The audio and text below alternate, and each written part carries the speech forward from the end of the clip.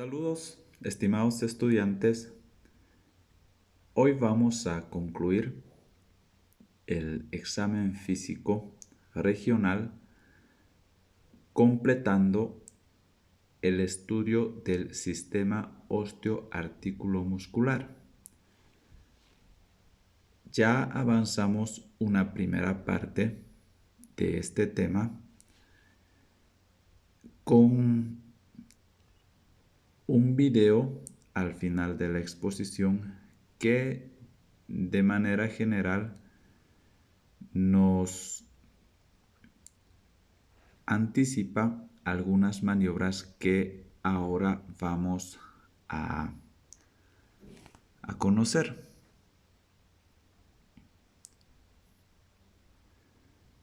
Vamos a continuar con la exploración física de la columna dorso-lumbar.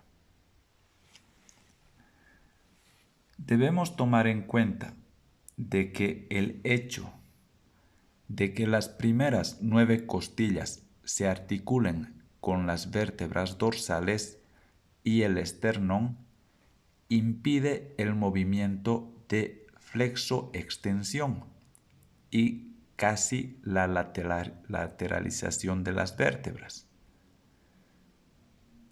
Este hecho obliga a explorar la rotación y la expansión torácica como índice de movilidad.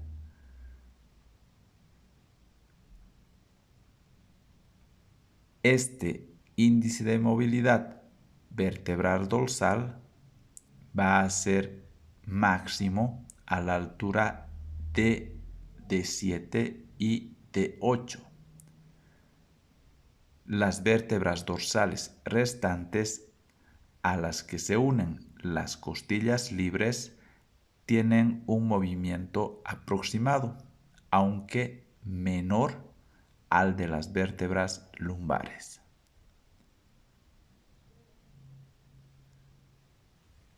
En la inspección, esta va a realizarse con el paciente en bipedestación en posición neutra y con los pies paralelos, separados aproximadamente 10 centímetros entre sí. Se va a observar al paciente de frente, de perfil y también por detrás. Dentro de la inspección vamos a evaluar el grado de nutrición, la conformación torácica, que en el caso de los pacientes espondilíticos va a ser aplanada, y las alteraciones cutáneas que hagan presumir una patología, ya sea reumatológica o una patología ósea. Por ejemplo, la presencia de tumores pedunculados múltiples semejantes a neurofibromas en un número de 2 o más y manchas color café con leche en un número de 6 o más nos va a hacer pensar en un diagnóstico de neurofibromatosis. Esta suele presentar también cifoescoliosis, con cuerpos vertebrales displásicos y erosión de los agujeros de conjunción intervertebrales.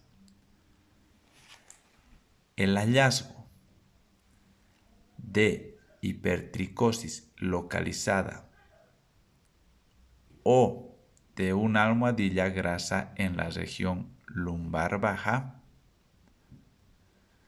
nos va a hacer pensar en un paciente con espina bífida, que consiste en la falta del cierre del arco posterior que se da habitualmente a nivel de L5 o S1.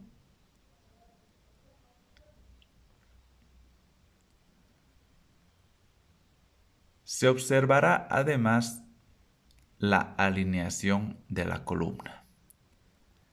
La desviación lateral en el plano frontal conformará una escoliosis.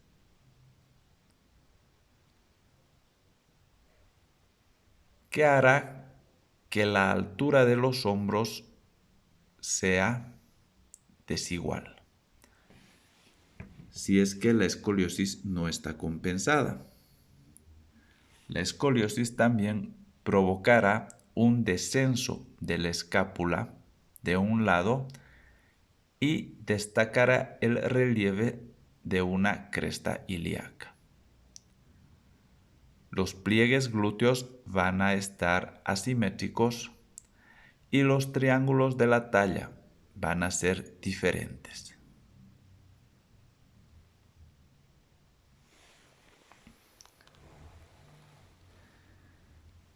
Una manera de poder identificar la escoliosis es aplicando la maniobra de Adams. La maniobra de Adams va a poner en evidencia la escoliosis en forma más marcada y consiste en hacer inclinar al paciente hacia adelante como si éste quisiera tocarse los pies. Y el médico debe observar por detrás del paciente y también por delante.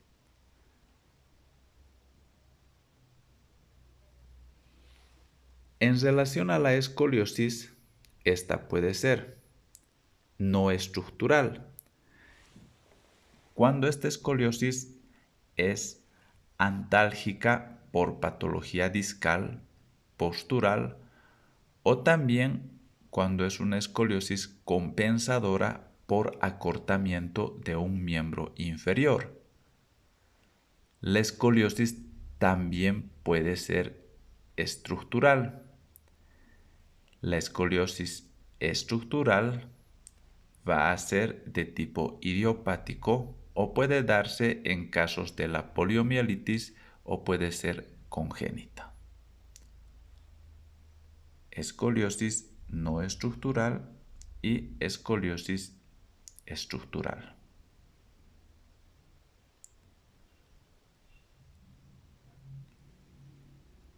La desaparición de la curva normal con el paciente sentado sugiere que la escoliosis es móvil y secundaria al acortamiento de un miembro inferior. Por lo tanto, es una escoliosis no estructural.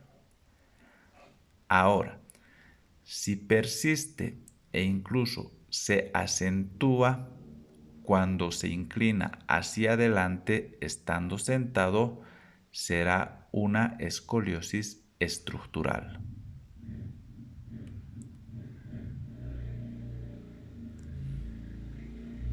En la escoliosis se describirán las curvas, denominándolas por el lado de la convexidad y por la vértebra vértice de la curvatura.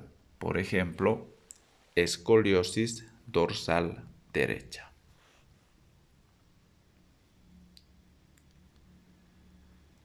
La alteración de la alineación ahora en el plano sagital, es decir, antero-posterior de la columna, se denomina cifosis, que deriva de la palabra que significa convexidad. Para examinar la cifosis se debe observar al paciente desde un lado. Cuando el aumento de la curvatura es regular, se habla de cifosis regular fija o cifosis armónica. Y sus causas son la cifosis senil, la espondilitis anquilosante y también la enfermedad de Scheuermann. La cifosis también puede ser angular,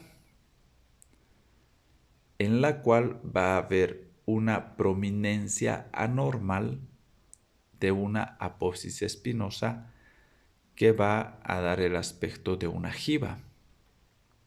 Y sus causas pueden ser del tipo traumático o patológico, por una fractura. Pueden producir cifosis angular también la tuberculosis vertebral o la anomalía vertebral congénita. Tenemos aquí una cifosis regular fija y una cifosis angular.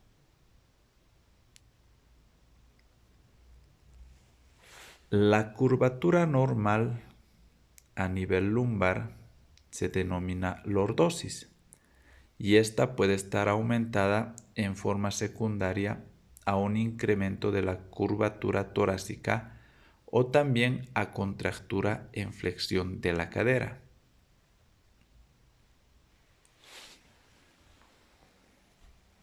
También puede estar normalmente aumentada en las mujeres.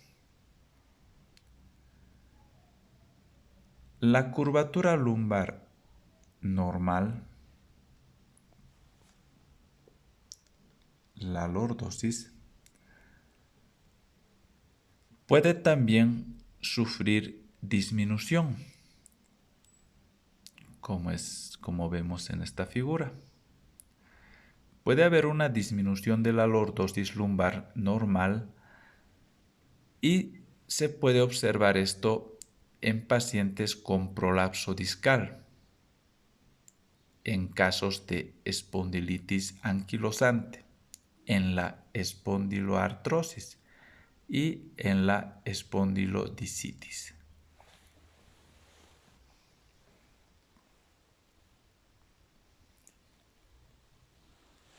La palpación.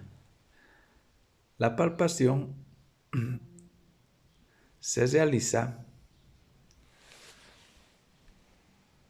mediante la palpación digital a lo largo del raquis buscando hipersensibilidad por prolapso discal, discitis séptica, tuberculosa o micótica o tumor primitivo metastásico. En la espondiloliestesis es característico encontrar un escalón palpable en la unión lumbosacra. Se va a palpar un deslizamiento hacia adelante, por lo general de L5 sobre S1. Se palparán además la musculatura paravertebral en busca de contractura dolorosa refleja y los puntos sacroiliacos que serán dolorosos en la sacroilitis.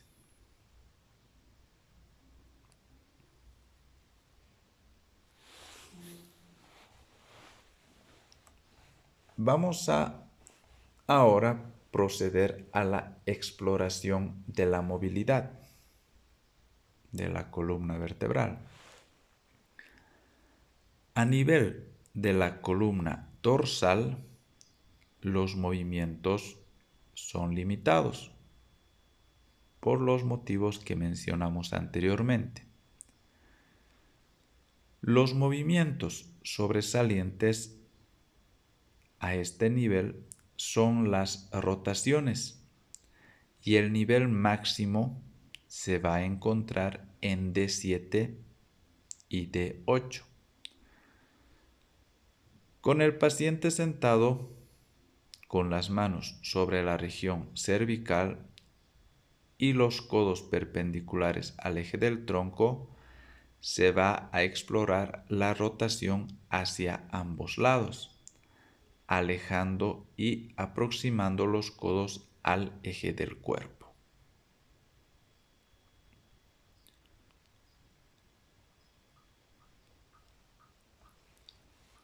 Un elemento exploratorio de utilidad sobre todo en casos de espondilitis, es la medición de la expansión torácica.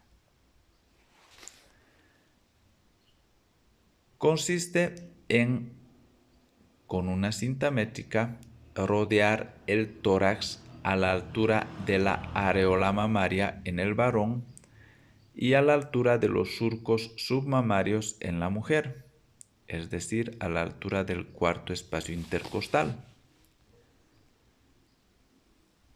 Se tomará en cuenta la diferencia entre la máxima inspiración y el reposo.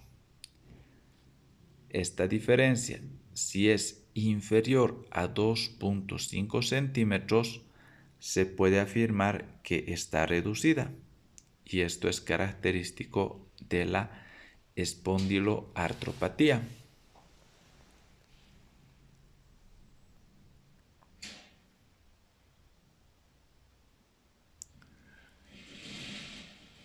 En la columna lumbar vamos a explorar la flexión anterior, la extensión y la lateralización o flexión lateral.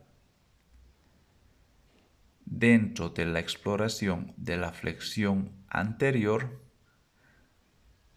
vamos a indicarle al paciente que trate de tocarse la punta de los pies con los dedos extendidos, sin flexionar las rodillas.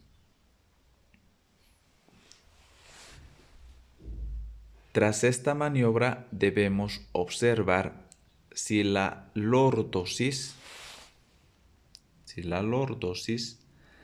se transforma en cifosis, como debería ocurrir normalmente. Aquí tenemos un caso normal. Va a ser anormal cuando la pérdida de la movilidad vaya a impedir la desaparición de la lordosis.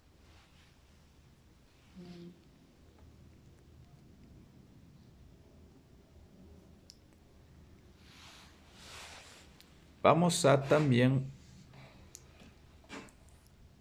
valernos con otra prueba, que es la prueba de Schober. Esta prueba es más útil para el seguimiento del paciente espondilítico más que para su diagnóstico. ¿Cómo se realiza? Debe efectuarse una marca sobre L5 y otra marca a 10 centímetros más arriba. Después de hacer esto, se va a pedir al paciente que realice una flexión anterior completa.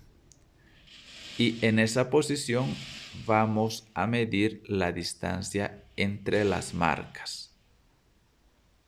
La diferencia normal debe ser mayor a 3 centímetros. Prueba de Schober.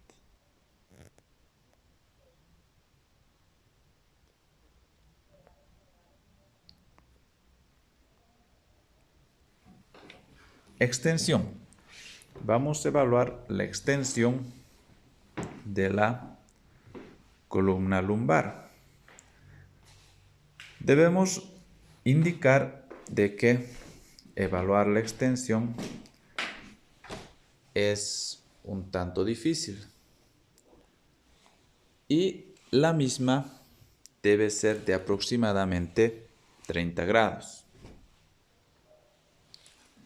En pacientes con discopatías es muy común el dolor a la extensión.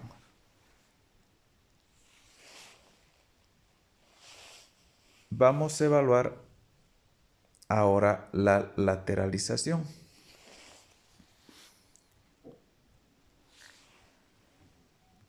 La línea de las apófisis espinosas describe normalmente una curvatura regular entre 40 y 50 grados.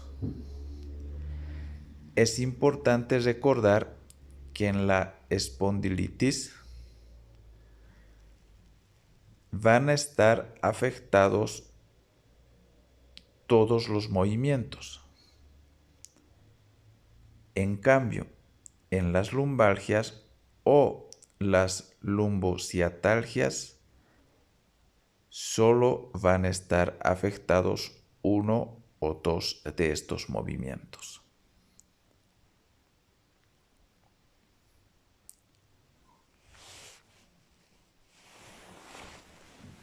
Maniobra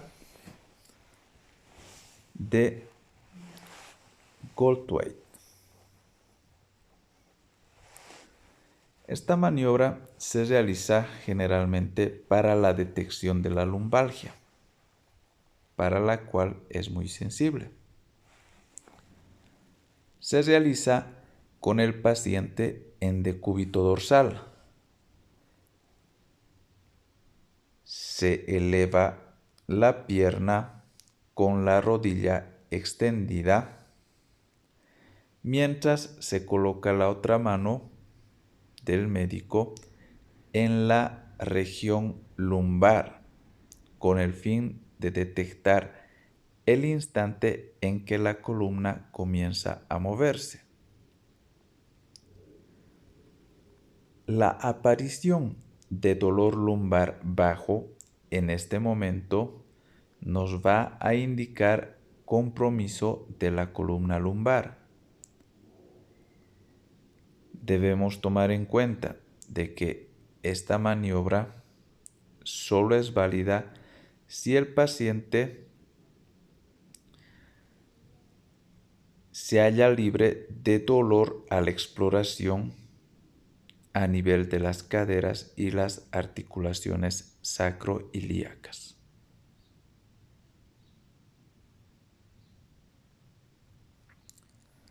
Maniobra de Lasseguet.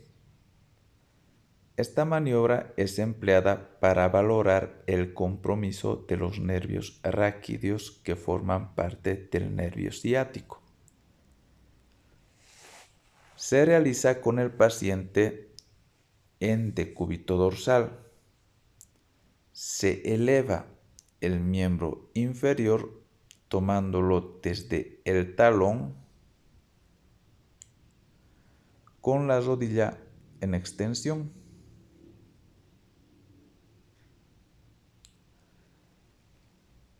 Ahora, si antes de los 70 grados aparece dolor y parestesias en banda, la maniobra se considera positiva. Tenemos también la maniobra de Lasseguet posterior, que se realiza con el enfermo en decúbito ventral. Se va a extender el muslo con la rodilla flexionada. El dolor aparecerá en la región anterior del muslo en casos de radiculopatía. Maniobra de Bragard.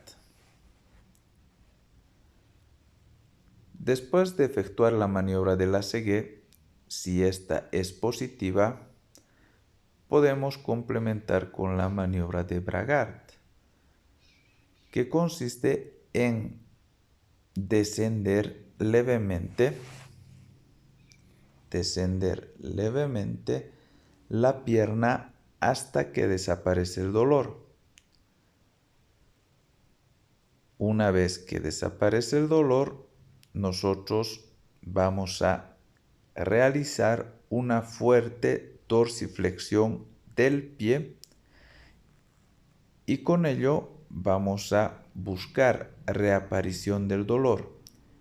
Y si este reaparece, entonces vamos a concluir que es una radiculitis. Maniobra de Neri. La maniobra de Neri tiene una sensibilidad igual o superior a la maniobra de Lasseguet. Se realiza con el paciente sentado y con las piernas colgando de la camilla. Se le baja la cabeza al paciente en forma pasiva intentando hacer contacto mentón-tórax. La aparición de dolor radicular en la extremidad inferior indica la compresión de la raíz nerviosa.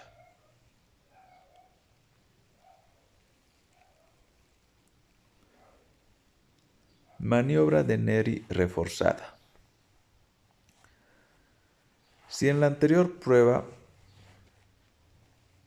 tenemos un resultado negativo, vamos a, en la misma posición, elevar la pierna del paciente hasta el punto máximo posible, sin que aparezca dolor. La aparición de dolor al flexionar la cabeza hace que esta prueba sea positiva, cuando la maniobra de Neri simple no lo lograba.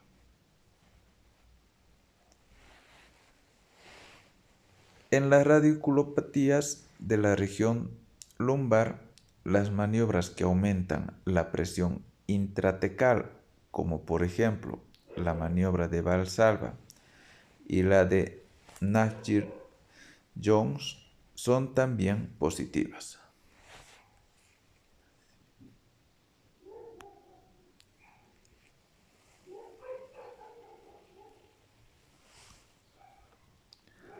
También se debe observar o se debe explorar, además de la sensibilidad,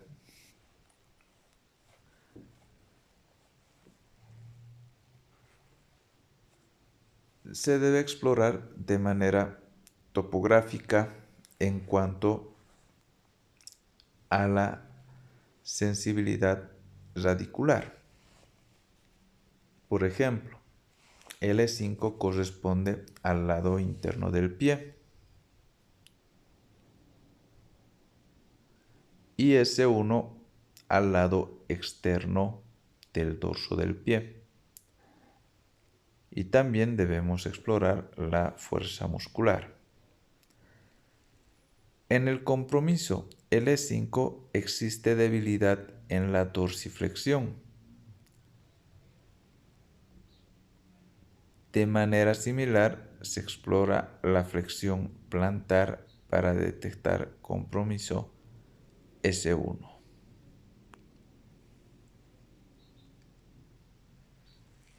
También es útil la exploración de la marcha. La efectuada en puntas de pie resulta dolorosa en el compromiso de la raíz S1, mientras que el dolor al marchar con los talones aparecerá si el compromiso es L5. No se debe omitir la exploración de los reflejos tendinosos que pondrán de manifiesto hiporreflexia o arreflexia, aquiliana o patelar. Los procesos capaces de provocar lumbalgia pueden potencialmente producir ciatalgia al actuar sobre las raíces que transitan la región posterolateral de los cuerpos vertebrales, como por ejemplo en la hernia de disco, la artrosis interapofisiaria posterior, la espondilolistesis, la espondilitis infecciosa o metastásica y los tumores intrarraquídeos.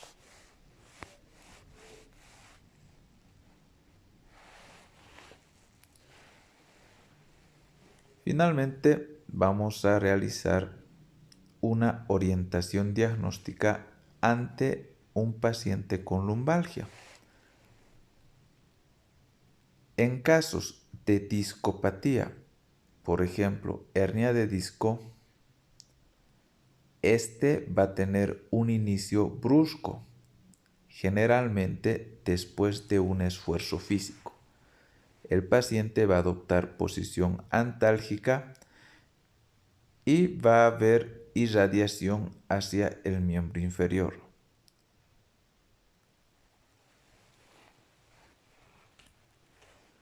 Las maniobras para explorar radiculopatías, como ser las maniobras de Neri, la Ségué, la de Valsalva, van a ser en este caso positivas y los reactantes de fase aguda van a estar escasamente elevados. Ahora, en la espondilodicitis infecciosas, el compromiso va a ser del estado general. Va a haber fiebre y también escalofríos. En este caso, los reactantes de fase aguda van a estar muy elevados. Tumores primitivos óseos o metastásicos. En ellos va a haber un dolor continuo, incluso durante la noche. Este dolor continuo va a ser a la vez intenso y refractario a analgésicos. El compromiso del estado general, reactantes de fase aguda van a estar muy elevados.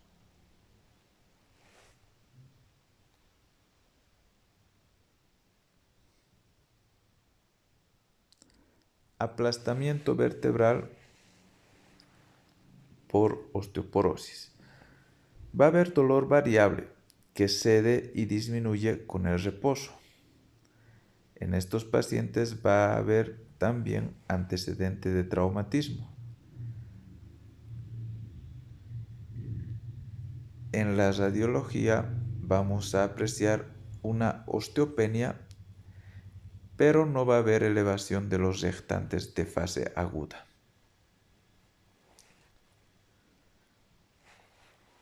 La espondiloartrosis. En este cuadro el dolor es de escasa magnitud y cede con el reposo y se exacerba con los movimientos. Van a estar también alterados los reactantes de fase aguda. En este caso, los reactantes de fase aguda no van a estar alterados, van a estar normales. Las espondiloartropatías seronegativas. Estas se van a dar en pacientes generalmente jóvenes del sexo masculino. En estos casos, el dolor que va a ser de aparición y o exacerbación nocturna va a obligar al paciente a deambular.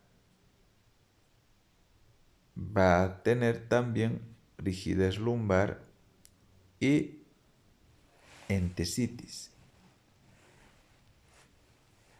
que puede estar manifestado por una talalgia, es decir, un dolor a nivel del talón.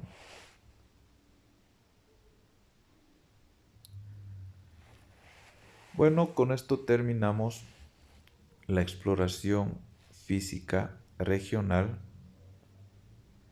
del sistema osteoarticulomuscular. Muchas gracias por su atención y que tengan un buen día.